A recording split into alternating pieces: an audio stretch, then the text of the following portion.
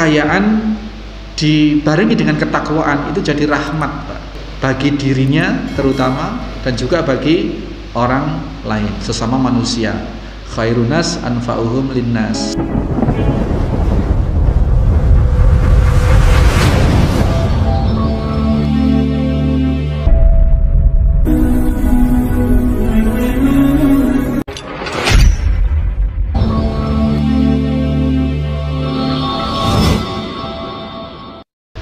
Bismillahirrahmanirrahim.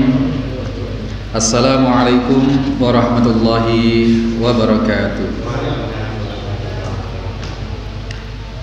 Innal hamdalillah nahmaduhu wa nasta'inuhu wa nastaghfiruh wa na'udzu billahi min shururi anfusina wa min sayyiati a'malina. May yahdihillahu fala mudilla lahu wa may yudlil fala hadiya lahu.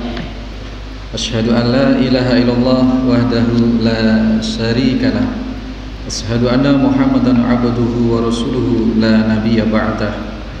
Allahumma salli wa sallim wa barik ala Muhammadin wa ala alihi wa sahbihi wa mawalah. Qala Allah ta'ala, ya ayyuhalladzina amanu taqullaha haqqa tuqatih wa la tamutunna illa wa antum muslimun. Qala Allah ta'ala aidan, ya ayuhan nasu taqu rabbakumul ladzi khalaqakum min nafsin wahidah wa khalaqa minha zawjaha wa batha minhuma rijalan katsiran wa nisaa'a wattaqullaha alladzi tasaaluna bihi wal arham innallaha kana 'alaikum raqiba. Ya ayyuhalladzina amanu taqullaha wa qulu qawlan shadida yuslih lakum a'malakum wa yaghfir lakum dzunubakum wa may yuti'illaha wa rasulahu faqad faza fawzan 'adzim. Ma'asyiral muslimin wal muslimat, jamaah Masjid Al Muslimun ataupun yang ada di mana saja saat ini, mudah-mudahan tetap Allah memberikan limpahan nikmat dan kita syukuri itu, sehingga kita berharap rahmat dari Allah Subhanahu wa taala, ganjaran dan keberkahan yang besar dari sebab kita pandai bersyukur kepada Allah Subhanahu wa taala.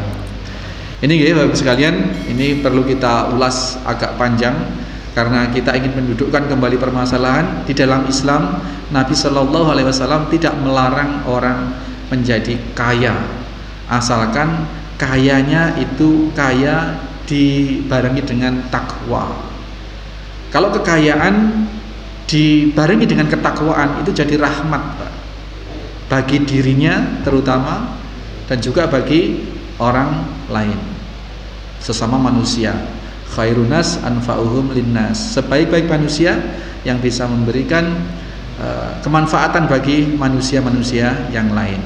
Kisah orang-orang kaya satu saja kita petik, Pak. Abdurrahman bin Auf. Abdurrahman bin Auf ini seorang saudagar yang kaya banget. Saking kayanya dia khawatir nanti hisabnya itu akan rumit di yaumil qiyamah. Jadi dia sangat khawatir itu sehingga dia berusaha bagaimana saya untuk bisa menjadi miskin. Akhirnya Pak, akhirnya di saat musim panen kurma, ini penduduk Madinah ini sedang sibuk jihad fisabilillah, sedang pergi berperang di jalan Allah, mengikuti peperangan yang dipimpin oleh Nabi Shallallahu alaihi wasallam. Kemudian waktu panen mundur. Akhirnya kurma-kurma di pohon itu banyak yang busuk, Pak. Banyak yang sudah kelewat matang. Busuklah sudah. Itu kalau dijual sudah nggak laku, kurma busuk. Ya, matang di pohon. Nah, ini Abdurrahman bin Auf kesempatan untuk memiskinkan diri.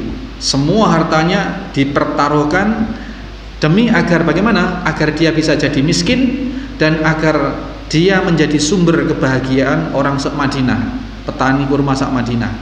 Orang sak-Madinah susah, Pak, itu, Pak. Kurmanya busuk semua di pohon. Nah, dengan Abdurrahman bin Auf bertekad untuk menjadi miskin, di saat yang sama dia ingin memberi kebahagiaan atau kesenangan kepada semua petani kurma di Madinah, maka dia habiskan hartanya untuk membeli semua kurma yang busuk di pohon tadi itu. Akhirnya semua kurma busuk, kurma sak Madinah ini terbeli oleh Abdurrahman bin Auf. Hartanya habis, Pak. Hanya terganti dengan kurma-kurma busuk itu. Ya sudah, memang niatnya memang ingin jadi miskin. Dia bahagia dengan hartanya habis, di saat yang sama membahagiakan petani sahabat-sahabat yang menanam kurma itu.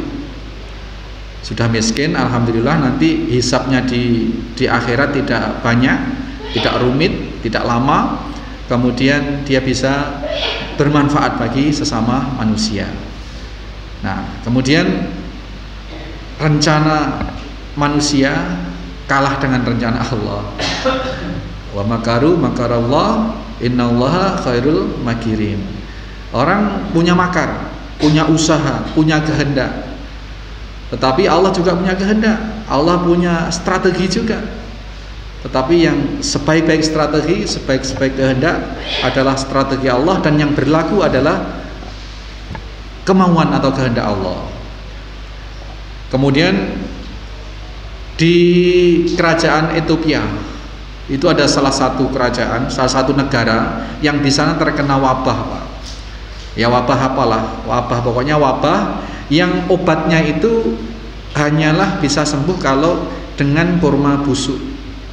Akhirnya terdengar di Madinah ada kurma busuk yang sudah di pool, yaitu. Kemudian ini utusan dari kerajaan Ethiopia ini mengutus ke Madinah untuk membeli semua kurma-kurma yang ada itu busuk dengan 10 kali lipat harganya, karena sangat dibutuhkan untuk menanggulangi atau untuk menyembuhkan wabah penyakit yang ada di negara Ethiopia itu. Maka mau nggak mau itu terjual, diekspor ke Ethiopia. Jadi yang tadinya ingin jadi miskin, malah hartanya bisa berlipat jadi 10 kali lipat di saat itu juga. Abdurrahman bin Auf ini seorang kaya yang meletakkan hartanya hanya di tangan, tidak dimasukkan ke dalam hatinya, sehingga semakin banyak harta bukan semakin pelit, semakin banyak harta bukan semakin sibuk ngurus harta, sehingga melalaikan kewajiban-kewajiban kepada Allah Subhanahu wa taala. Semakin sibuk harta, justru dia semakin emuk bagaimana harta ini bisa dinikmati atau bisa disalurkan kepada orang-orang. Ada viral tuh, Pak, tidak tahu ini benar atau tidak. Ada seorang Bu Haji, katanya di Surabaya atau di mana begitu, viral itu jadi satu dialog yang viral, tapi fiktif atau nyata Allah alam. Itu katanya Bu Haji itu kok sedemikian dermawan, apa nggak sayang dengan hartanya? Oh, sampean salah, Mas. Saya itu sayangnya sama harta saya. Saya ingin semua harta saya nanti saya bawa mati. Makanya saya titipkan ke madrasah, saya titipkan ke pondok pesantren, saya titipkan ke yatim piatu, saya titipkan ke masjid, saya titipkan ke mana-mana, agar harta ini nanti ikut saya masuk ke liang lahat. Nah, ini satu bentuk kecerdasan. Hartanya hanya ditaruh di tangan, tidak dibawa ke hati.